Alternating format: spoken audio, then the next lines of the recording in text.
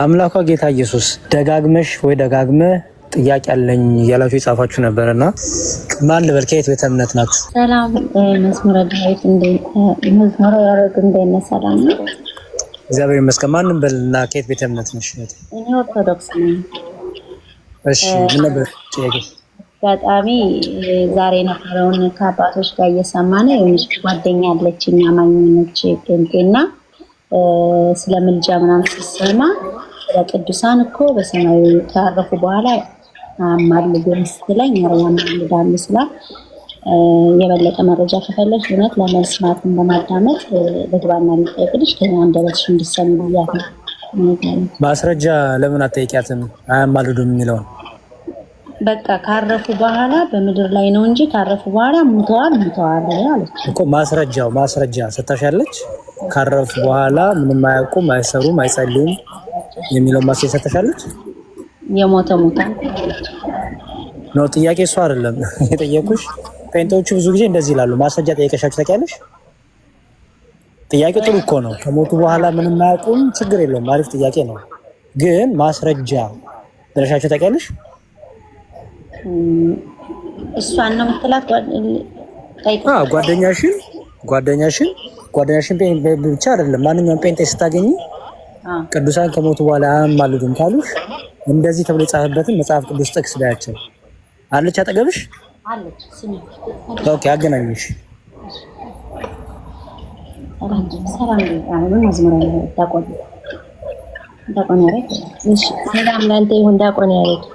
ሰላም እግዚአብሔር ይመስገን። ሰላም ናችሁ? ሰላም ይብዛ። የት ነው ቤተ እምነትሽ? እኔ በፕሮቴስታንት ነኝ። ፕሮቴስታንት የት? ሙሉ ወንጌል አለውትሽ? እኔ እስራኤል ነው የምኖረው፣ ኢየሩሳሌም።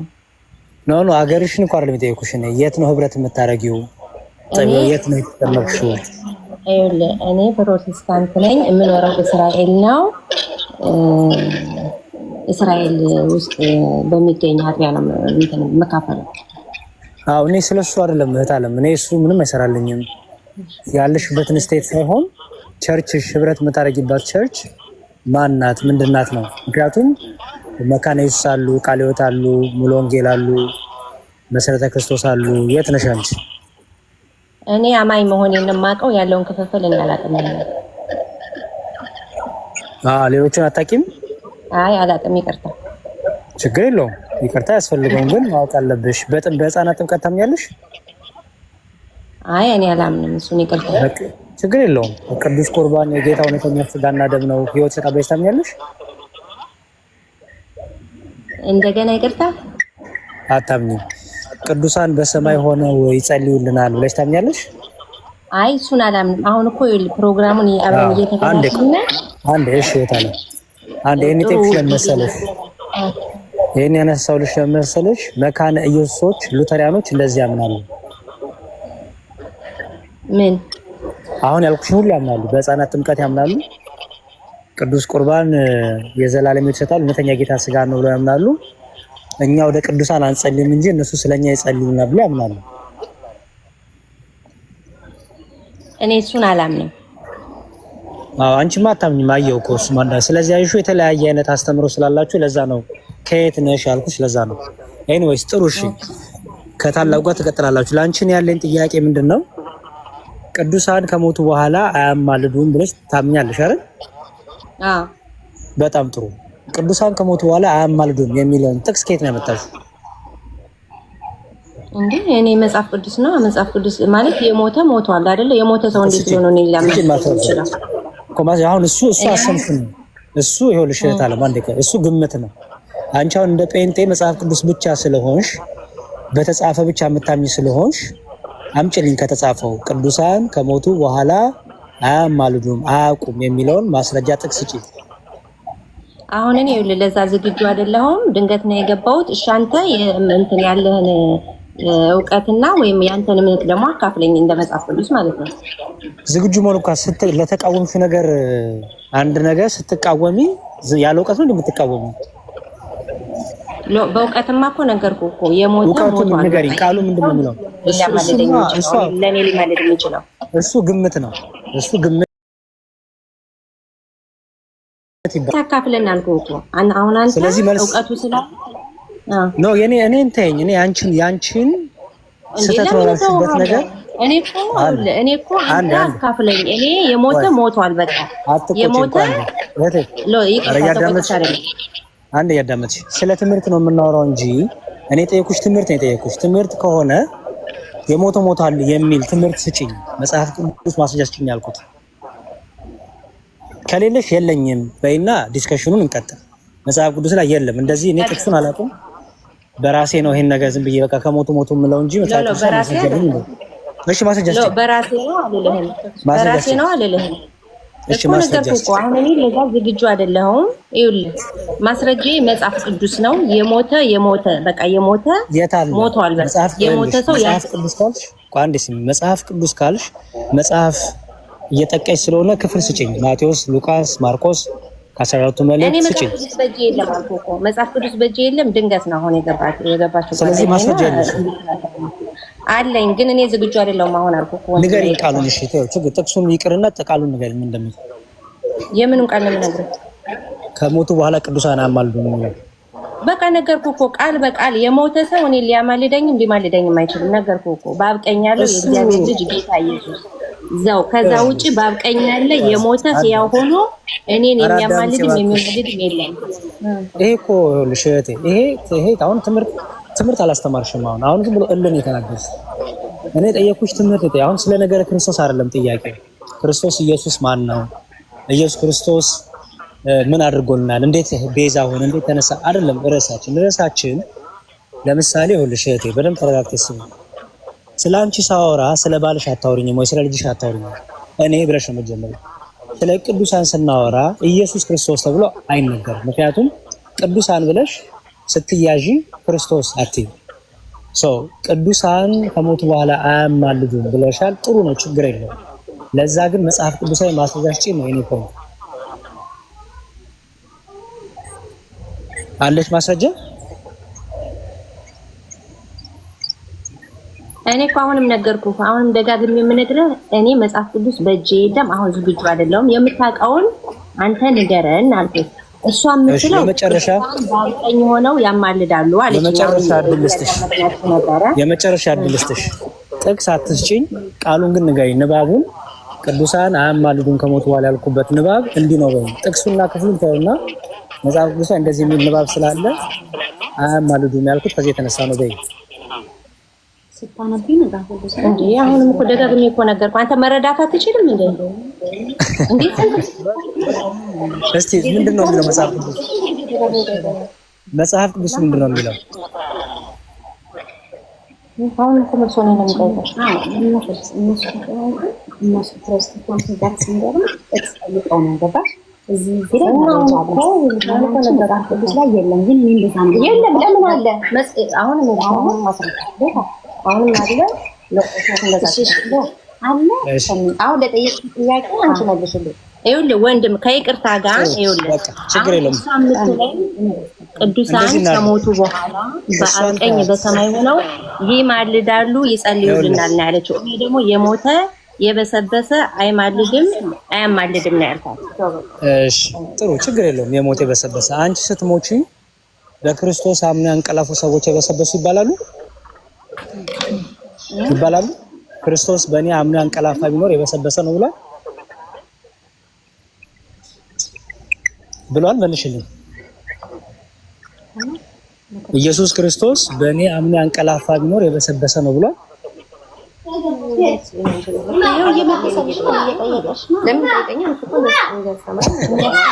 ታላቁ ቀጥል አይ ምኑን ቀጥለው ልጅቷ እኮ ሲጀምር ተረጋግታ ችግር አለባት አንደኛ ተቆጣለች የተረጋጋ መንፈስ የላትም እንደዚሁ እንትን ትላለች ሁለተኛ የራሷን ሐሳብ ነው የምታወራው መጽሐፍ ቅዱስ ውስጥ ይሄ ሐሳቡ ራሱ ካለሽ ሐሳቡን ንገሪንና ጥቅሱን እኛ እናውጣለሽ ተባለች የለም እንደዚሁ በራሷ ነው እየሄደች ያለችው እንደማንኛውም ፕሮቴስታንት የታወቀ ነው ፕሮቴስታንት ሰው ሰራሽ ሃይማኖት ስለሆነ እሷም ራሷ በሰራችው ነገር ነው እየተጓዘች ያለችው። አሁንም ማስረጃ ስትጠየቅ ምንም መልስ የለም። ስለዚህ መጀመሪያ የምታደርጊው ነገር በነገራችን ላይ ፕሮቴስታንቶቹ እንደ አይነት ሐሳብ የሚኖራቸው በክርስቶስ ስለማያምኑ ነው። በክርስቶስ ስለማያምኑ ነው። ምክንያቱም ወንጌል ምን ይላል? በእኔ የሚያምን ቢኖር ቢሞት እንኳን ሕያው ነው ይላል። አያችሁ? በእኔ የሚያምን ቢኖር ቢሞት እንኳን ሕያው ነው ይላል። ስለዚህ ፕሮቴስታንቶች ቅዱሳን ከሞቱ በኋላ ሕያዋን አይደሉም ሲሉ ምን እያሉ ነው? እኛ ከሞትን በኋላ ሕያዋን አይደለንም ሲሉ ምን እያሉ ነው? በክርስቶስ አናምንም እያሉ ነው ማለት ነው። በቃ አለቀ። በክርስቶስ አናምንም እያሉ ነው። ስለዚህ ይሄንን እንደ ኑዛዜ አድርገን ነው የምንይዝላቸው። በክርስቶስ አናምንም ማለት ነው። በቃ ቀጥታ ሊተራሊ ማለት ነው። ቅዱሳኑ ሳይሆኑ የሚሞቱት እነዚህ እንደዚህ ብለው የሚያምኑ ሰዎች ናቸው። በቁማቸው የሚሞቱት በቁማቸው የሞቱት እነሱ ናቸው። ምክንያቱም ክርስቶስማ በእኔ የሚያምን ቢሞት እንኳን ሕያው ነው ብሎ ነው የሚያስቀምጠው። ስለዚህ ቅዱሳን በሙሉ በክርስቶስ ያመኑት ማለት ነው። እነርሱ ምንም እንኳን ቢሞቱም በክርስቶስ ፊት በእግዚአብሔር ፊት ግን ሕያዋን ምስክሮች ናቸው። ሕያዋን ምስክሮች ናቸው። በምድር ስላሉት በሙሉ ጸሎትን የሚያቀርቡ ናቸው። የራዕየ ዮሐንስ ምዕራፍ 5ን መመልከት በቂ ነው ለዚህ። ዮሐንስ ምዕራፍ 5 ላይ በምድር ስላሉት ሁሉ ይጸልያሉ። ይሄም ብቻ አይደለም። የአልዓዛርንና የነዌን ታሪክ ብትመለከቱ ሰውየው ሲኦል ገብቶ ነገር ግን ምድር ላይ ያሉ ሰዎች ሁሉ ትዝ ይሉታል። አያውቁም ምናምን ላልሽው ማለት ነው። አያውቁም ምናምን ላልሽው ያውቃሉ። ጭራሽ ለቤተሰቦቻቸው ይጨነቃሉ። ወደዚህ የሚነድ መከራ እንዳይገቡ እባክህ አልዓዛር ላክልኝ ይላል። የሉቃስ ወንጌል ምዕራፍ 16 ስትመለከቺ ማለት ነው። የጠፋው ልጅ ታሪክ ወይም the prodigal son የሚባለው እዛ ላይ ብትሄጂ ለምሳሌ ሲኦል ከገባ በኋላ ስለ ቤተሰቦቹ ስለ ወንድሞቹ ሲጨነቅ ታያለሽ። አያውቅም የምትይው ታዲያ ክርስቶስ ሐሰተኛ ነው እያልሽው ነው? ክርስቶስ ሐሰት ምሳሌ ሰጠ ታዲያ? ያውቃሉ። ማወቅ ብቻ አይደለም ይጨነቃሉ። እኛ ወዳለንበት ጨለማ እንዳይመጡ፣ እኛ ወዳለንበት የስቃይ ስፍራ እንዳይመጡ መምህር ይላክላቸው ብለው ይጨነቃሉ። ይጨነቃሉ። ስለዚህ ማወቅ አይደለም ጭራሽ ስለ ቤተሰቦቻቸው ራሱ ይጨነቃሉ። የሚሰማቸው ካለ ባጠገባቸው ይናገራሉ። በዛ ኬዝ አብርሃም ማለት ነው። አብርሃም ግን ያንን ማድረግ ያልቻለው ለምንድን ነው? በመካከላችን ጥልቅ ገደል አለ ብሎ ተናግሯል። ስለዚህ ወንጌል ቢሆን ቅዱሳን ቢሞቱም ምንም እንኳን ቢሞቱም ሕያው ናቸው ተብሎ ተናግሯል። አንቺ ደግሞ አይ ፈርሶ በስብሷል የምትይ ከሆነ ወይ ክርስቶስን ሐሰተኛ እያደረግሽው ነው ወይም ደግሞ አንቺ ደግሞ እንግዲህ በክርስቶስ አታምኝም ማለት ነው። በክርስቶስ አታምኝም ማለት ነው። ሁለተኛ አያውቁም ላልሽው ደግሞ የራዕየ ዮሐንስ ምዕራፍ 5 ላይ ተመልከቺ። የሉቃስ ወንጌል 16 ላይ ተመልከቺ። የሞቱ ሰዎች ወደ እግዚአብሔር ጸሎት ሲያደርጉ ራዕየ ዮሐንስ ላይ ታገኛለሽ። ስለ ዘመዶቻቸው በምድር ስላሉ ዘመዶቻቸው ሲያስቡ ደግሞ ራዕየ ዮሐንስ 16 ማን ነው የሉቃስ ወንጌል 16 ላይ ታገኛለሽ ማለት ነው። አያውቁም ምናምን ላልሽው። ስለዚህ ወደ ቀልብሽ ተመለሽና ወደ መጽሐፍ ቅዱስ ሐሳብ ተመለሽና ወደ ክርስቶስ ተመለሽና የተናገርሻቸውን ነገሮች ሪኮንሲደር ለማድረግ ሞክሪ ማለት ነው የምፈልገው። ያሬድዬ ከተፈቀደ እኔ ዱብ ልበል። ምን አልከኝ? ታላቁ ይቅርታ።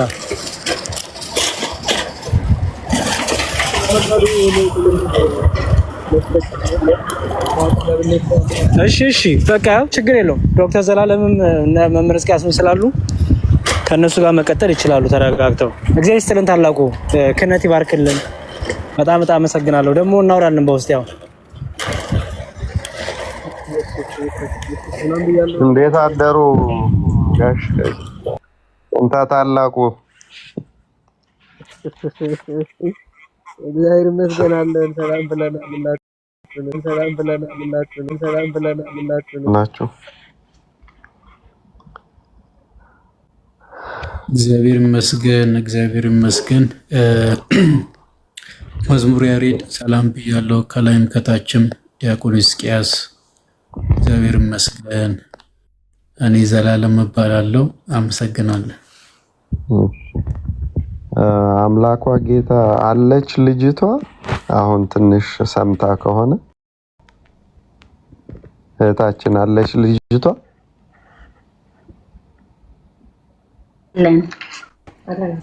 አለች አጠገብሽ አለች።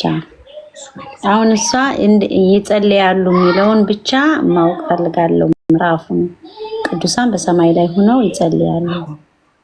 እሺ እሱ ይነገራታል። ግን አሁን ይኸውልሽ ጥቅስ መንገር ማለት ብዙ ጊዜ ትልቁ ችግር ኦርቶዶክሳውያንም ጥቅስ ስጡን ይባልና ጥቅስ ይዘው ሄዱና ሌላ ጥቅስ ሲያመጡ እንደገና ደረቅነት ነው የሚሆነውና መዳረቅ እንዳይሆን እሷ መጽሐፍ ቅዱስ ሚውት አርጊው አንቺን አንድ ጊዜ ያስተጋል። መጽሐፍ ቅዱስ ትቀበላለች ወይስ አትቀበልም ነው ትልቁ ጥያቄው።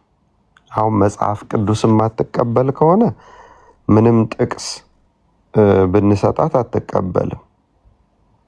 ምንም ጥቅስ ምንም ነገር ብንሰጣት መጽሐፍ ቅዱስ ትቀበላለች? እሺ እስኪ ጠይቂያት። ኢየሱስ ክርስቶስ የሙታን አምላክ ነው የሕያዋን አምላክ? የሕያዋን አምላክ። ይሄን ትቀበላለች? አዎ። ስለዚህ የሕያዋን አምላክ ከሆኑ ቅዱሳን ከሞቱ በኋላ በስብሰዋል ለምን አለች? አንቺ ይማልዳሉ ስላልሽኝ። ኦኬ። ስለዚህ መማለድ ማለት ምን ማለት ነው? መማለድ ማለት ለኛ እኛ ስንጸልይ ለቅዱሳን ጸሎታችንን እንደሚማልዱልን ስነግራት አይሰሙም እኮ ከሞቱ በኋላ አለችኝ። እንዴ ይሰማሉ አልኳት። በምድር ላይ የነበራቸው ቅድስና ከሞቱም በኋላ ክርስቶስን ስለተከተሉ ሕያው ናቸው አልኳት። አይሞቱም ብለናል አይደል? አሁን አብርሃም በሰማይ ሄዶ ካወራ እኔ የአብርሃም እንግዲህ ሚውት አርጊው በጣም እንትን ይላል። እንግዲህ በደንብ ጻፊ እና ያዥ አንቺ ራስሽ። እኔ የአብርሃም የይስሐቅ የያዕቆብ አምላክ እንጂ የሕያዋን አምላክ እንጂ የሙታን አምላክ አይደለሁም ማለት። የሙታን አምላክ ካልሆነ የሕያዋን አምላክ ከሆነ መጽሐፍ ቅዱሱ ላይ ምልጃ ጸሎት ከሆነ ምልጃ ጸሎት መጸለይ ከሆነ አንዱ ለአንዱ መጸለይ ከሆነ አብርሃም በሰማይ ሄዶ ካወራ አልሞተም ማለት ነው። ስለዚህ በሰማይና በምድር ባለችው ቤተክርስቲያን መካከል ልዩነቱ ምንድነው ተብለሽ ብትጠየቂ አንቺ ኦርቶዶክሳዊዋ እህታችን ራሱ ስታብራሪ አንድ ሰው ካልሞተ በዚህ ምድር ያለውን ሰው ወደ ስጋ ወደ አፈር ካልተመለሰ ወደ እግዚአብሔር መንግስት ሊሄድ አይችልም፣ ወደ ክርስቶስ ሊሄድ አይችልም። አለስ ክርስቶስ ራሱ ፈቅዶ እግዚአብሔር ፈቅዶ ከነስጋው ካላሳረገው በቀር ወይንም ደግሞ እንዳይሞት ካላረገው በቀር። ስለዚህ መናገር የነፍስ ስራ ከሆነ ነፍስ ደግሞ የማትሞት ከሆነ አዋቂነት የነፍስ ስራ ከሆነ ነፍስ ደግሞ የማትሞት ከሆነ በምድር የተናገሩ ሰዎች በሰማይ የማይናገሩበት የማይለምኑበት ምክንያት ምንድን ነው? አሁን መተማመን ያለብን በምድር ላይ እያሉ ማውራት መለመን ከቻሉ እሱ ደግሞ የሙታን አምላክ ካልሆነ የሕያዋን አምላክ ከሆነ እዛም ሄደው ሕያው ከሆነ የሚሆኑት አይናገሩም ብላ ነው የምታስበው? አይናገሩም። የፍርድ የመጨረሻ ጊዜ ነው የሚናገሩ የምትለው። አሁን እንግዲህ መጽሐፍ ቅዱስ እንዳንላት መጽሐፍ ቅዱስ የለኝም ብላለች። ስለዚህ እኛ እንንገራትና እስኪ ሐሳቧን ትንገረን።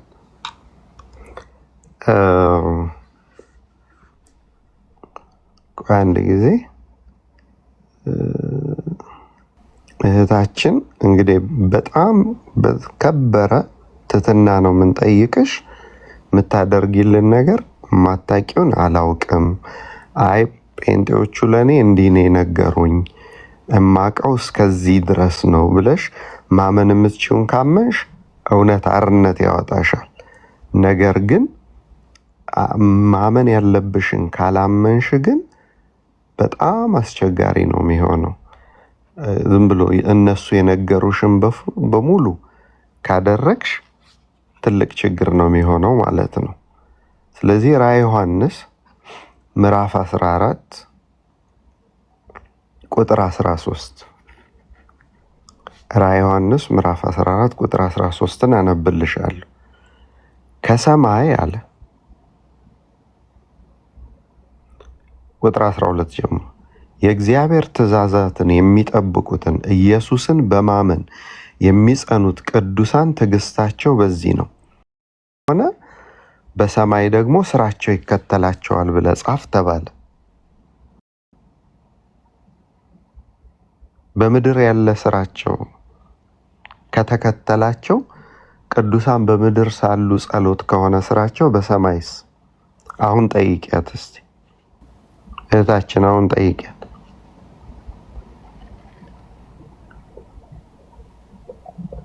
አይሰማም? ቀበልም እያለች ነው። ስራቸው ተከትሏቸውን ቢሄድ አትቀበልም? እሱን አውቃለሁ፣ ግን አሁን ከሞቱ በኋላ ለኛ እንደሚጸልዩ እኮ ከድካማቸው ያርፉ ዘንድ አለ። ልብ በይ፣ ቃሉን በደንብ ስሚ። ከእንግዲህ አለ በጌታ የሚሞቱ መሞታቸውን እኛም ተቀብለን ብፁዓን ናቸው። መንፈስም አሁን ከድካማቸው ያርፉ ዘንድ የሚሞቱት ከድካማቸው እንዲያርፉ ነው። ከድካማቸው ያርፉ ዘንድ ስራቸው ይከተላቸዋል ብለህ ጻፋል። በምድር ላይ ቅዱሳን ይጸልያሉ አይጸልዩ? ያሉ። ስለዚህ ስራቸው ተከትሏቸው ከሄደ በሰማይ ይጸልያሉ አይጸልዩ? እንዴ ስራቸው ተከተላቸው ያማሽልማት ነው። የምድር ድካማቸው ድካም ማለት በእርጅናም በምን ሰው ያርፋል አይደል? ግን ስራቸው ይከተላቸዋል ማለት ስራቸው ይከተላል። እንደየስራቸው ይከፈላል። በመጨረሻ ዘመን ስራቸው አያቆምም ነው የሚለው። ስራቸው ይከተላቸው ማለት አንቺ በሄድሽበት ቦታ ስራሽ ተከትሎ ስራሽ ይከፈልናል። ሁላችን እንደየስራችን ይከፈላል። ያ ሌላ ነው። ያ የራስሽ እሷ ታውራ እስኪ እሷ ታውራ። ስራቸው ይከተላቸዋል ማለት ምን ማለት ነው እህታችን? እሷ የምትለው ስራቸውን ይከተላቸዋል። የእያንዳንዳቸው ስራ የሰሩት በምድር ላይ ሄዶ እንደ ፍርድ ማለት ነው። ያ ሌላ ነው። ይህ ስራቸው ያው ሆነው ሁሌም በዛ ስራቸው ላይ ይቀጥላሉ ነው እኔ እንደምረዳው። አሁን አንቺ መረዳት ሳይሆን አንቺ ችግር የለብንም። እሷ ግን ማውራት ትችላለች ቃል በቃል ወይስ ባስተርጓሚ ነው የሚሄድ? እንደዚህም ከሆነ እናወራታለን፣ ችግር የለም። ነፍሷን ለማዳን ስለሆነ ስልኩ እንዳያስተጋባ ነው እንጂ እናወራታለን። ማውራት ትፈልጋለች? ጠይቂያት። አይ ሰማለሁ አለች። እሺ እንግዲያውስ በደንብ ስሚ። አሁን ምልጃ ማለት ጸሎት ማለት ከሆነ መጽሐፍ ቅዱሱ እንደራስሽ ወይም እነሱ እንደተረጎሙልሽ አትቀበይ። ምክንያቱም የእግዚአብሔር ቃል ነውና የእግዚአብሔርን ቃል ስትቀበይ ከምንጩ ነው መቅዳት ያለብሽ። ጭንቅላትሽን ክፍት አድርጊው። ምን አድርጊ? ጸሎት አድርጊ። የምታደርጊው ጸሎት ምን መሰለሽ? ጌታ ሆይ የሊዲያን ልብ እንደከፈትከው የኔንም ልብ ክፈተው በይ። ማንም ሰው ለመዳን አይዘገይም። የመዳን ቀን ዛሬ ነው። የመዳን ሰዓት አሁን ነው። ከሰማሽ ልብሽን ከከፈትሽ ከክርስቶስ ከራሱ ተሰሚና ከዛ በኋላ እኛ ደግሞ ምንችለውን እናብራራልሻለን። አሁንም ልመልሰሽ ወደኋላ። ኢየሱስ ክርስቶስ ሐዋርያት በዚህ ምድር ላይ ሳሉ ይጸልያሉ አይጸልዩ?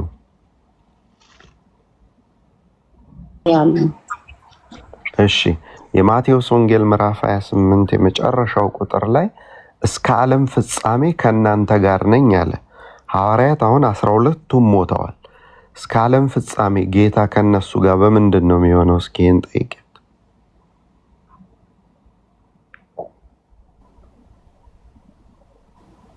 በመንፈስ ቅዱስ ጌታ አሁን አብሯቸው የለም ከነሱ ጋር አላ አብሯቸው በመንፈስ ቅዱስ ምን ማለት ነው? እሱ በጸሎት ሞቷል። እስከ ዓለም ፍጻሜ ከእናንተ ጋር ነኝ አለ። ቢሞቱም ቢኖሩም ከማን ጋር ናቸው? ከጌታ ጋር። ከጌታ ጋር ከሆኑ ምንድን ነው የሚሆነው? ያውቃሉ አያውቁ?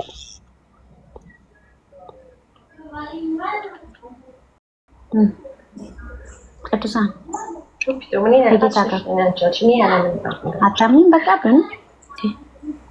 ያሬዶ ተረከባት። እግዚአብሔር የምንችለውም ሞክረናል። ለሌላ ጊዜ ራሱ አንብባ ትምጣ። እንደገና ደግሞ ኢየሩሳሌምን ያህል የተቀደሰ ሀገር እየኖርሽ መንፈስሽ እንደዚህ መሆን የለበት። በጣም እድለኛ እህት ነሽ።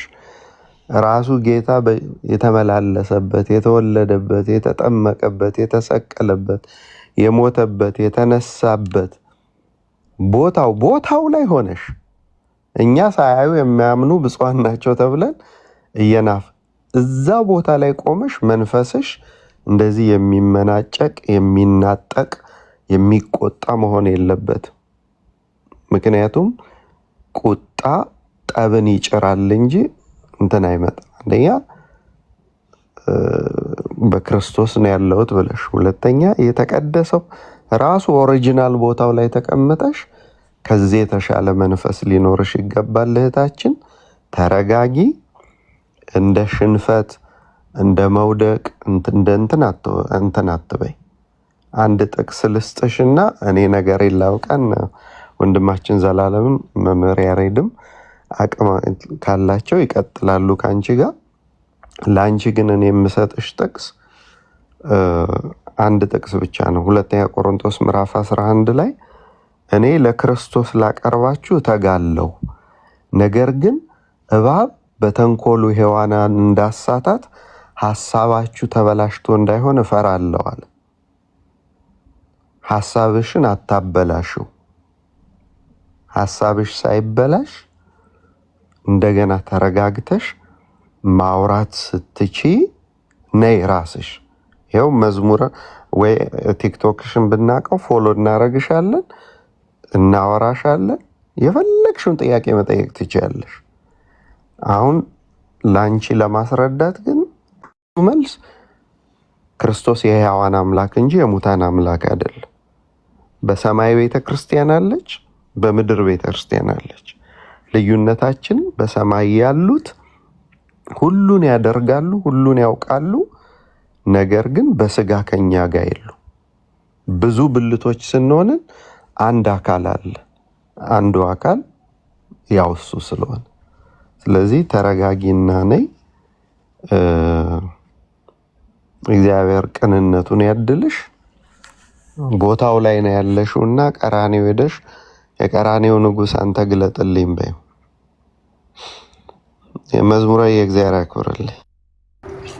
እሺ ዲያቆን እግዚአብሔር ይስጥልን። መምህር ዲያቆን ዘማን ነው ወንድማችን ዘላለም። እኔ እኮ አፌ ላይ እንትን ይቀጥሉና ሀሳብ ይስጧትና እህታችን እውነቱን ለመናገር ስለምንወድሽ ለአንቺ ግድ ስለሚለ ነው። እኔ መንገድ ላይ እየሄድኩ ነው የማወራሽ ስራ እየሰራውና በአንቺ ብትቆጭን ምንም ብትናገሪም የሁሉ ተረጋግተን የምናወርሽ እንድታቂው እውነቱን እንድታቂው እንድትሰሚ ስለምንፈልግ ነው። እስቲ ደግሞ ከዘላለም ጋር ቀጥይ ትንሽ ጥቂት ደቂቃ። እሺ አመሰግናለሁ ያሬዲ። እና እኔ መጀመሪያ የእሷን እምነት ብንረዳና ከምን ተነስታ እንዲህ ማለት እንደቻለች በመጠኑ ብናውቅ መልካም ይመስለኛል። ማን ነበር ስምሽ እህታችን?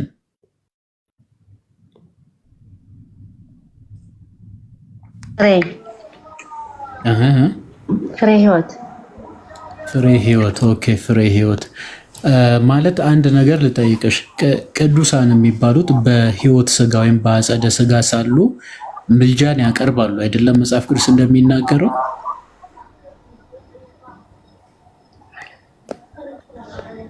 ይደገምልኝ ያለሽ ነው። ኦኬ በህይወት ስጋ ሳሉ በስጋቸው ወደ መቃብር በነፍሳቸው ወደ ጌታ ወደ አምላካቸው ከመሄዳቸው በፊት ኦኬ ያማልዳሉ፣ ይጸልያሉ ወይስ አይጸልዩ? ይጸልያሉ።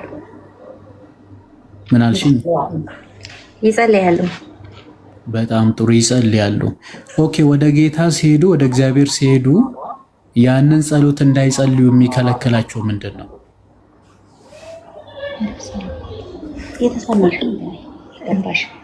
ከሞቱ በኋላ እንዴት ይጸልያሉ? አይ ከሞቱ በኋላ እንዴት ይጸልያሉ ሳይሆን ላለመጸለያቸው ማስረጃው ምንድን ነው ነው? ወንድ ሞተዋል በቃ። የምትናገሪውን ነገር በመጽሐፍ ቅዱስ አስደግፊ። እሺ ለምንድን ነው ሞት እንዳይጸልዩ የከለከላቸው?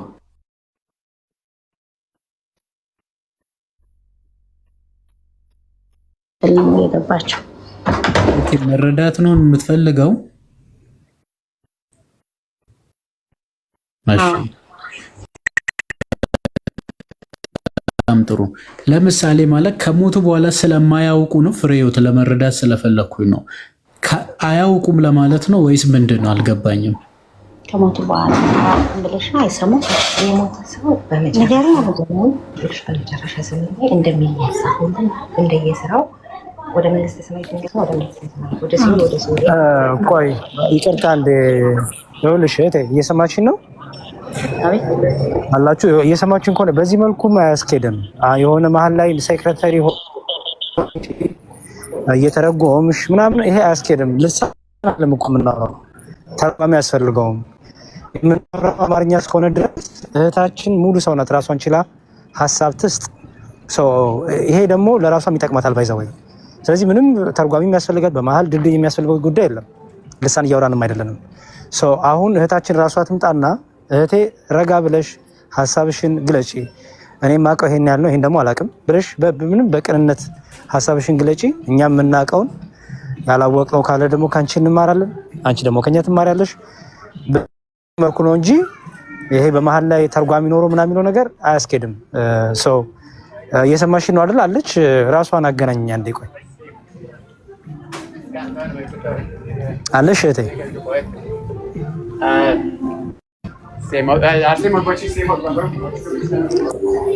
ይሰማል? እሺ እህት አለም ይኸውልሽ አንቺ ሙሉ ሰው ነሽ፣ ምንም ተርጓሚ አያስፈልግሽም። ባለሙሉ ሰው ነሽ፣ እውቀት አለሽ። ስለዚህ የምታውቂውን ያላካፊን የምናውቀውን እናካፍልሽ፣ ከዛ በኋላ እንማማራለን ማለት ነው። በዛ መልክ ይሁን እንጂ እሷ እየተረጎመች ምናምን አይሆንም። ስለዚህ አሁን በደንብ ረጋ ብለሽ ፈታ ብለሽ ለምሳሌ ቅዱሳኑ እንዳይጸልዩ እንትን ያላቸው መስፈርቱ ሞት ነው ካልሽ ግልጽ አገሽ ተናገሪ። በምድር ላይ ያሉ ይጸልዩ ነበረ፣ አሁን ግን ስለሞቱ በስጋ ስለሞቱ ሞት ነው እንዳይጸልዩ ያደረጋቸው ከሆነ አቋምሽ እሱን ግልጽ አርጌ ተናገሪ። ምክንያቱም እሱ ላይ በደንብ ማውራትም ስለምንችል መጽሐፍ ቅዱስ የሚያስቀምጠን ነገሮችን እናነሳልሻለን እንጂ በአስተርጓሚ መቼም አይሆንም። ዝም ብሎ መላፋት ነው መቼም።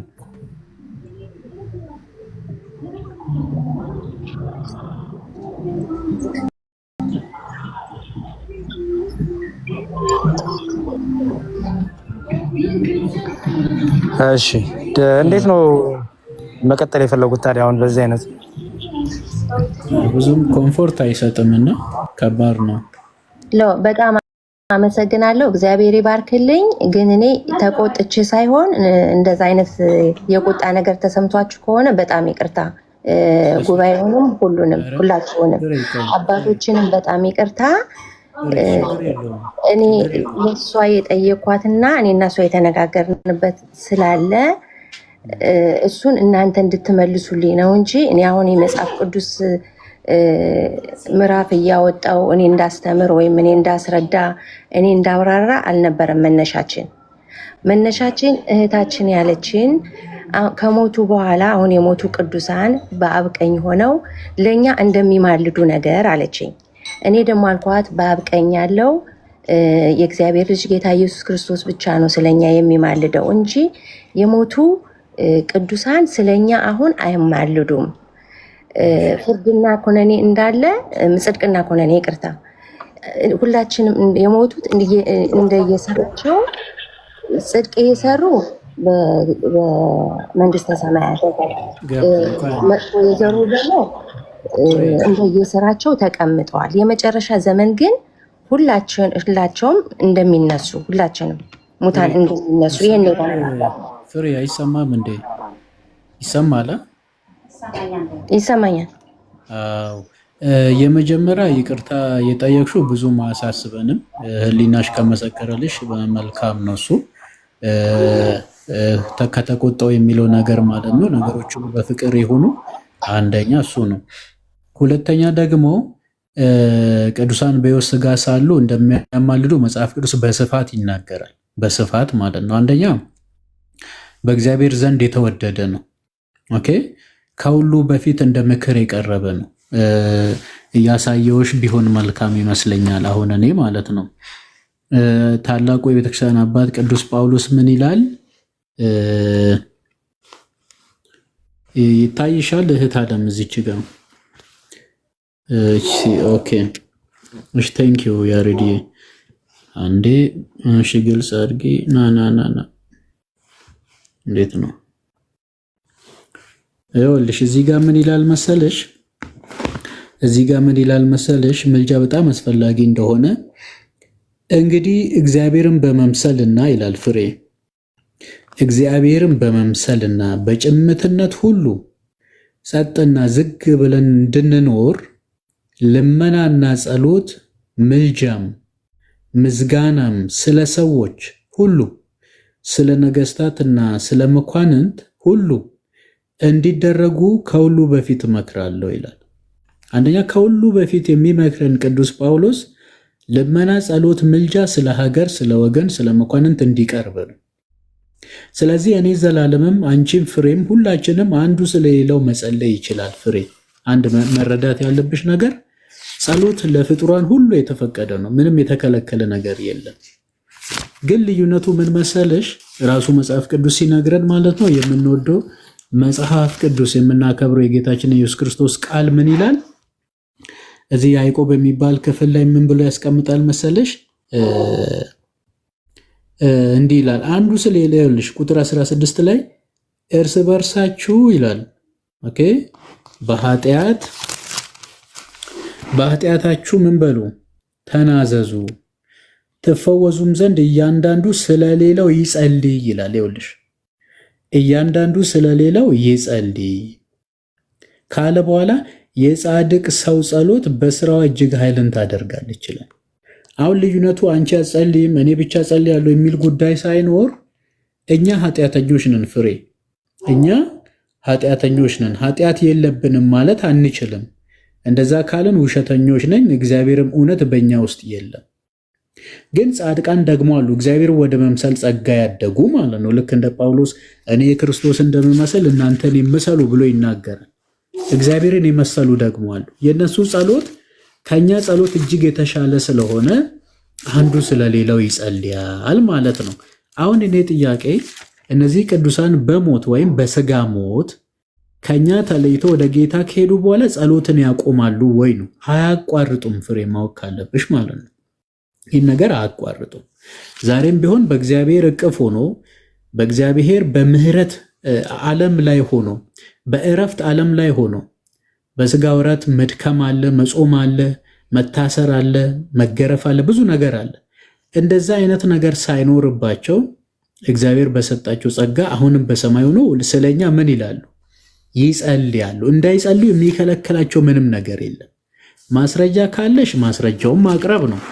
አይ ስለ ሞቱ እውቀት የላቸውም ካልሽ እውቀት እንዳላቸው መጽሐፍ ቅዱስ ይናገራል። እሺ እውቀት እንዳላቸው በምድር የሚከናወኑን እንደሚያውቁ እንደው ወደፊት የሚሆነውን ሁሉ እንደሚያውቁ የሙሴን ታሪክ ታውቂያለሽ አይደለም ፍሬ? የሙሴ ታሪክ በተራራው ላይ በረጅሙ ተራራ ላይ በተገለጠ ጊዜ የሆነውን ታሪክ ታውቂያለሽ? እሱን ታውቂያለሽ? ሙሴ ከሞተ በኋላ በደብረ ታቦር ተራራ ላይ ተገልጦ ሲናገር ነበር አይደለም?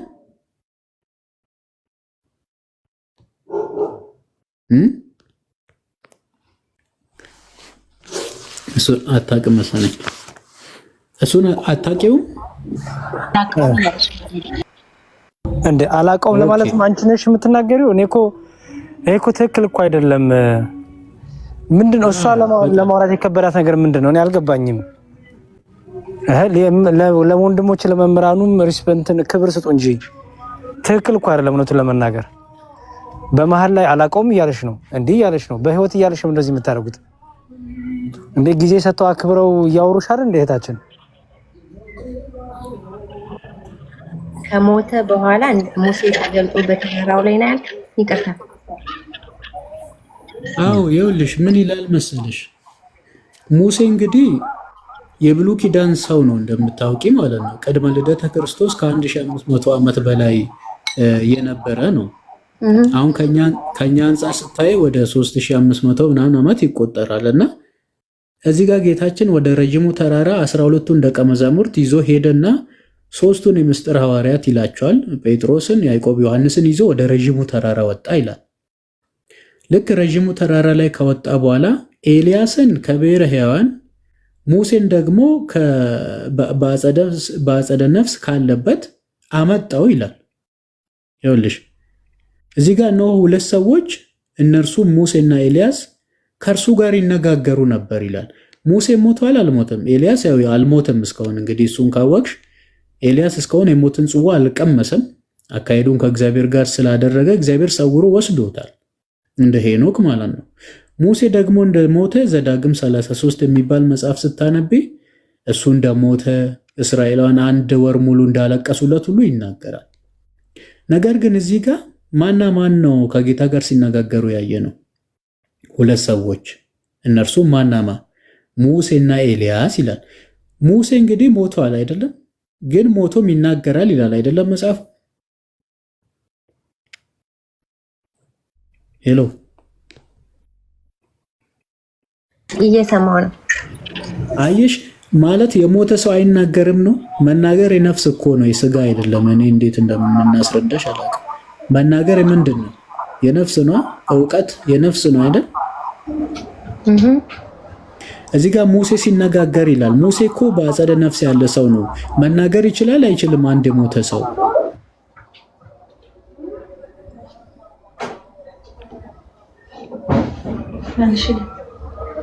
የሞተ ሰው እኔ መናገር አይችልም ነው የምለው። እንዲህ እዚህ ጋር እኮ ይኸውልሽ፣ እዚህ ጋር እያነበብሽው ነው። እነሆ ሁለት ሰዎች እነርሱም ሙሴና ኤልያስ ከእርሱ ጋር ይነጋገሩ ነበር በክብር። እሺ ይነጋገሩ ነበር ይላል አይልም ክፍሉ?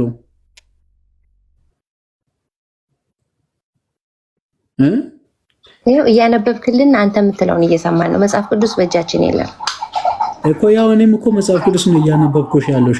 ይነጋገሩ ነበር ይላል ቃሉ። ተቀበያለሽ ይሄንን? አዎ እቀበላለሁ። እንደ መጽሐፍ ቅዱስ ከሆነ እቀበላለሁ። ያው ሉቃስ 9 እኮ ነው እያነበብኩ እኮ። እሺ እሺ። ሉቃስ 9 ቁጥር 30 ጀምረሽ ስታነቢ እነሆ ሁለት ሰዎች ይላል። ሁለቱ ሰዎች ማን ነው? ሙሴና ኤልያስ። ሙሴ የሞተ ሰው ሞቷል፣ የነፍስና የሥጋ መለየት ሞትን ሞቷል። ኤልያስ ደግሞ እስካሁን አልሞተም፣ በብሔረ ሕያዋን ነው ያለው፣ ተነጥቋል ወደ ሰማይ። እየሰማሽ ነው? ከእርሱም ጋር ይነጋገሩ ነበር፣ በክብርም ታይቶ በኢየሩሳሌም ሊፈጸም ስላለው ስለ መውጣቱ ይናገሩ ነበር ይላል።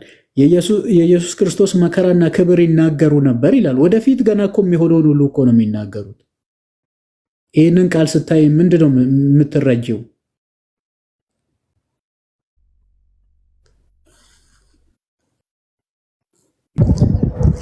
ዲያቆን ማን ነው? መምህር ዘላለም እረፍት ቢያደርጉ ደግሞ ከዚህ በላይ በጣም ጥሩ ነው።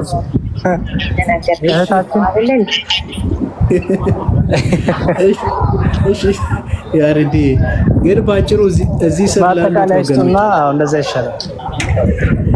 እዚህ ስር ላሉት እሺ፣ እዚህ ስር ክርስቲያኖች 730 እና ከዛ በላይ የምትጠጉ ምንድን ነው እኛ እያልን ያለ ነው። ምልጃ ማለት የተወደዳችሁ ክርስቲያኖች፣ ምልጃ አማላጅነትና አማላጅ ማለት አንድ አይነት ሆኖ ግን ምልጃ የምንለው አንዱ ስለሌላ መለመን፣ ስለሌላ የሚደረግ ጸሎት ማለታችን ነው። ምልጃ ማለት ስለሌላ የሚደረግ ልመና ወይም ጸሎት ማለት ነው። አማላጅ ማለት ደግሞ አንድን ሰው ወይም አንድን ነገድ ወይም አንድን ሕዝብ ወክሎ ሁሉን በሚችል በአምላክ